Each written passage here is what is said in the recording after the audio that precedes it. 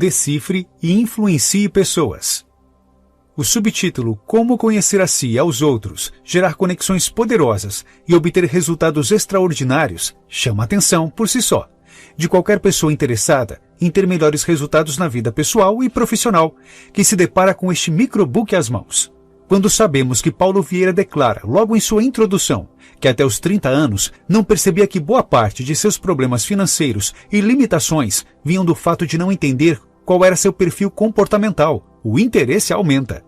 Ao ler o relato de Davidson Silva, tratando da falência de sua empresa em 2012 e da necessidade de aprender mais e mais, ficam nítidos os motivos pelos quais Decifre e Influencie Pessoas nos mostra que se achamos estar percorrendo um caminho equivocado, sempre é tempo de corrigir rotas. Porque precisamos aprender a lidar com as pessoas. Não tem jeito. Em uma sociedade, temos que lidar com as pessoas o tempo todo, por mais isolado que você queira ficar. E se soubéssemos como compreendê-las e tratar melhor nossas relações de uma forma melhor, a vida traria menos dificuldades. Isso tanto no campo profissional quanto nas relações diárias, sejam os casamentos, as amizades, a família. Observar padrões de comportamento e perceber em nós como agimos em cada situação para nos corrigir é fundamental para melhores resultados que nos levem adiante em todos os segmentos de nossas vidas. Por que fazemos isso? Pode ser por falta de confiança ou medo de se prejudicar. Mas o normal é que as pessoas poucas vezes têm coragem de dizer aquilo que realmente pensam. Além disso, preferem escutar o que lhes convém, sem conflitos ou choques com sua forma de enxergar o mundo. Partindo desse princípio, podemos perceber logo de cara que lidar com pessoas não é uma tarefa das mais simples, ainda que seja inevitável escapar desse desafio diário. Harmonizar nossas relações é o maior desafio ao buscar espaço para desenvolver nossas habilidades. Mas afinal, o que é um conflito? Para que possamos resolver todos os conflitos surgidos em nossos dias, é preciso logo de cara entender bem o que de fato ele é. Por definição, ele nada mais é que um choque entre diferentes formas de olhar e ou pensar sobre a mesma coisa ou assunto. É algo natural, que não queremos nos livrar por definitivo, pois sempre teremos conflito à nossa frente se manifestando. Para avançar em nossas vidas, o primeiro e importantíssimo passo é ter ciência de que os conflitos são necessários para prosseguirmos, ainda que por vezes não seja tão simples assim resolvê-los. Autoconhecimento, a chave para lidar com as pessoas. Abrir mão de suas crenças é um dos maiores obstáculos para se compreender diferentes pontos de vista. Esta frase deve se manter viva em nossas mentes para que possamos entender o quanto é crucial manter uma relação harmoniosa com nós mesmos. Se entender o ser humano em geral não é simples, entender-se tampouco é uma questão a ser solucionada em poucos segundos. Quando não se sabe o que está passando dentro de si, nunca serão claros os desejos, jamais será possível resolver os conflitos com os outros. O outro como projeção de mim mesmo. Muitas vezes, pensamos que algumas pessoas são muito parecidas conosco. Elas aparentam estar muito próximas de nós. Nem sempre isso é verdade. Nem todas as vezes é uma forma de empatia, ao nos colocarmos no lugar dos outros para entender melhor essas semelhanças notáveis. Haverá muitas ocasiões em que apontaremos o dedo para o próximo, enquanto haverá outros 4 dedos em nossa direção, mostrando que o defeito apontado naquele seu colega de trabalho ou familiar é apenas uma projeção, um espelho de nossos próprios defeitos. As 8 instâncias do autoconhecimento. E se a busca pelo autoconhecimento precisa ser constante, esta autoanálise deve ser profunda também.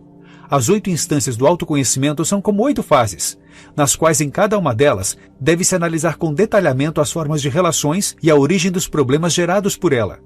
As 8 instâncias do autoconhecimento são: Instância 1, você consigo mesmo. Instância 2, você e seu companheiro, companheira. Instância 3, você e sua família. Instância 4, você e seu trabalho. Instância 5, você e seus parentes. Instância 6, você e suas relações sociais. Instância 7, você e a sociedade. Instância 8, você e Deus. E aí, como estão suas 8 instâncias? Só depois de definir e compreender o grau de conflito em cada uma dessas relações, você poderá eliminar todo e qualquer tipo de problema nelas. O CIS Assessment. Nada melhor do que um sistema que pudesse elaborar um mapa comportamental das pessoas para que com ele você possa entender melhor suas atitudes do presente e tendências futuras, não é? Pois bem, Foi pensando nisso que a Febracis, a maior instituição de coaching das Américas, criou o CIS Assessment, um software disponível e acessível para todos. Com ele, você pode fazer o mapeamento comportamental de seus colegas de trabalho, família, cônjuges e de você mesmo. O CIS Assessment mapeia o perfil comportamental por meio de 4 teorias que estudam os traços psicológicos de cada um de nós. Depois de preencher um cadastro e responder a 10 grupos de questionamentos com 4 palavras em cada, o interessado no mapeamento comportamental recebe por e-mail os resultados desse teste importantíssimo para entender melhor comportamentos daquele que tiver interesse em testar. Os fatores básicos do comportamento humano, como as pessoas pensam, agem e interagem. Desde a Grécia Antiga, os padrões de comportamento humano são estudados por especialistas das mais diversas áreas. Segundo a teoria de Hipócrates, o pai da medicina, o temperamento humano pode ser definido pelos 4 fluidos corporais: sangue, bile negra, bile amarela e fleuma. Caso o sangue fosse o fluido predominante no corpo, a pessoa teria um comportamento de reações rápidas, alegres ou agitadas. Fosse a bile negra, o comportamento melancólico com reações lentas, intensas e tristes seria o padrão. No caso da bile amarela, o indivíduo seria adepto a reações coléricas, rápidas e entusiasmadas. Já se a fleuma fosse o fluido permanente, o indivíduo teria reações fracas e lentas, sendo mais calmo. Teoria DISC. A teoria DISC analisa o somatório do comportamento humano por meio de 4 fatores básicos que formam a sigla em inglês. Ela surge depois da análise dos padrões de comportamento e reações instintivas de milhares de pessoas estudadas. São esses os tipos: dominance, dominância, pessoa que exerce controle sobre as outras, predominando sua forma de agir, fala mais que ouve. Influence, influência, tipos que influenciam as ações alheias, persuadem e, como no perfil anterior, falam mais do que ouvem. Steadiness, estabilidade, costuma manter-se onde está, inerte, ouve mais que fala. Conscientiousness, conformidade, age de acordo com a situação mais conveniente e, como no perfil anterior, dá preferência mais a ouvir que a falar. Os tipos psicológicos. Quanto aos tipos psicológicos, eles são definidos tanto pelos estudos da teoria DISC, quanto por outras pesquisas do famoso estudioso da psicologia Carl Jung. Também há outras teorias de estudos psicológicos que complementam as análises de perfil, mas estas são as mais importantes nesse campo, em que se busca um melhor entendimento dos padrões comportamentais humanos. Eles variam entre o tipo extrovertido e o tipo introvertido, que dispensam maiores explicações. Mas partindo da percepção de em qual desses perfis alguém se enquadra, as chances de ter melhores resultados em meio à resolução de conflitos aumenta bastante. Crenças e valores. Nossas convicções definem tanto o que somos quanto o que fazemos, e influenciam inclusive a maneira como avaliamos os outros. São reflexos de nossas crenças e valores. Esta é mais uma daquelas frases que são muito mais do que sentenças de efeito.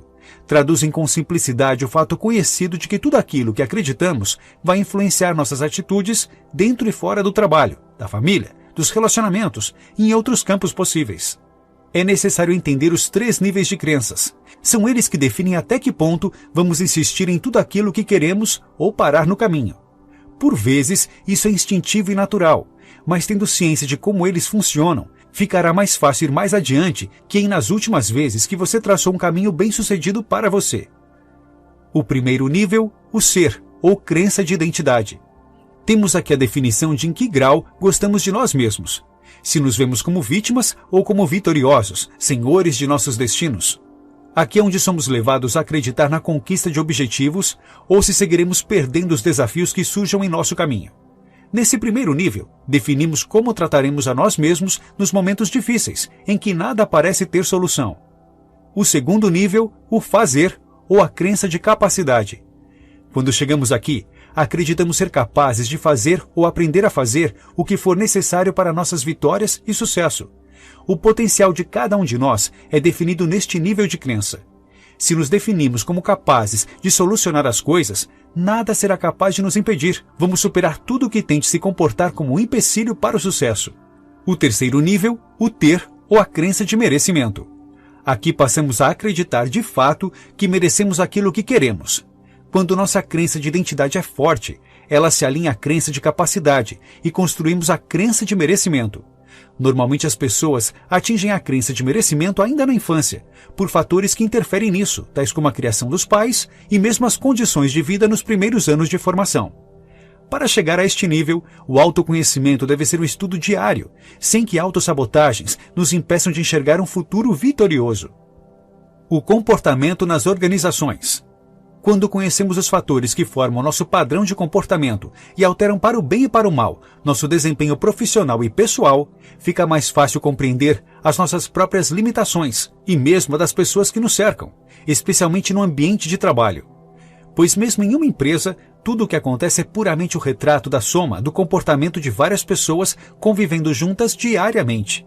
Se cada um de nós é único, não podemos menosprezar a individualidade constante que nos leva a tomar atitudes, por vezes, aparentemente irracionais. Tente compreender os padrões de comportamento de cada um de seus colegas de trabalho e trabalhe neles, compreendendo suas limitações, objetivos e qualidades. Assim, seus conflitos diários serão reduzidos. Notas finais.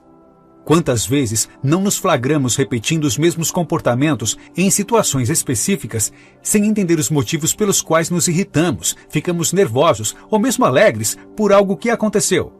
Em Decifre e Influencie Pessoas, os autores dão uma lição preciosa para cada um de seus leitores.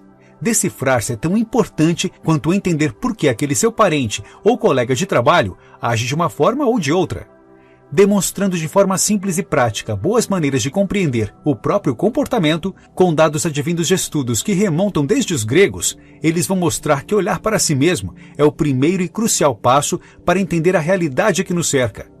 Com o aprendizado deste microbook, é possível compreender as reais razões para reações aparentemente automáticas, mas que podem ser bem trabalhadas por nós internamente, mas também externamente. Afinal, é muito fácil reclamar dos que nos rodeiam, mas ter ciência de nossas próprias limitações para trabalhá-las adequadamente em busca de soluções é um desafio que exige de nós muita maturidade. E a maturidade é definitivamente fundamental para que possamos sair de círculos viciosos de autossabotagem e de apontar o dedo para o que não funciona ao nosso redor, sem perceber que fazemos parte de uma grande engrenagem.